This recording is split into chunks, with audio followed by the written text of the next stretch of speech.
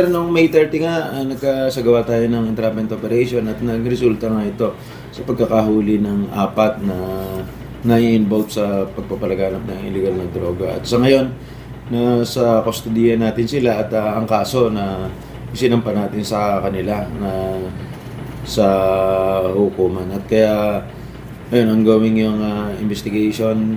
At dito sa operation na ito, nakakuha tayo ng medyo maanong droga na nakakahalaga na mahigit 100,000 na kung patungkol sa presyo nito. So, yan ang PNP Cabanatuan naman tuloy-tuloy ang operation natin sa anti-illegal drugs at hindi tayo titigil.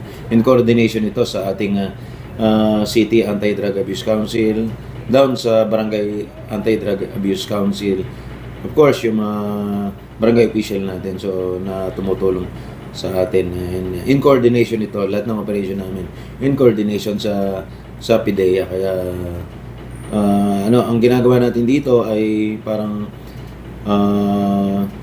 whole of government approach, kaya lahat ng agency ng government na kailangan makatulong dito in order to address yung anti-illegal drugs o yung mga illegal drugs ay ginagawa natin. Kaya rest assured naman ang PNP ay patuloy sa mga operations when it comes to supply and demand reduction strategy, kaya para matugunan natin yung paglaganap ng illegal ng droga. So far naman, continuous lang yung operation natin, continuous lang yung ating ginagawa at para makatulong tayo sa ating mga kababayan.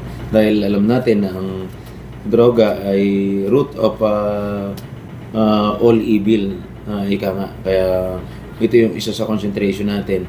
At ito rin naman yung tagubilin ng ating mga senior officers like yung ating regional director at ang ating provincial director. Sir, sa 4, sir, sino yung talagang target natin? Ang target natin dito ay yung una na tiga Magsaysay Norte. So nangyari ito sa Magsaysay Norte. So bahay niya, sir, ito, bahay niya yung... Lahat naman sila conspiring to each other in order para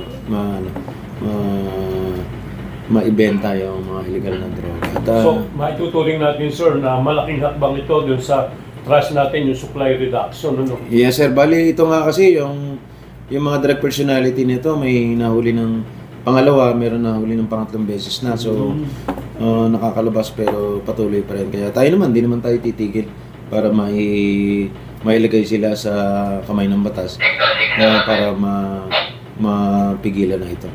Sir, anong kaso, sir? Banggit na natin. Ito, kinasuhan natin sila ng paglabag ng Section 5 and 11 ng Republic Act 9165.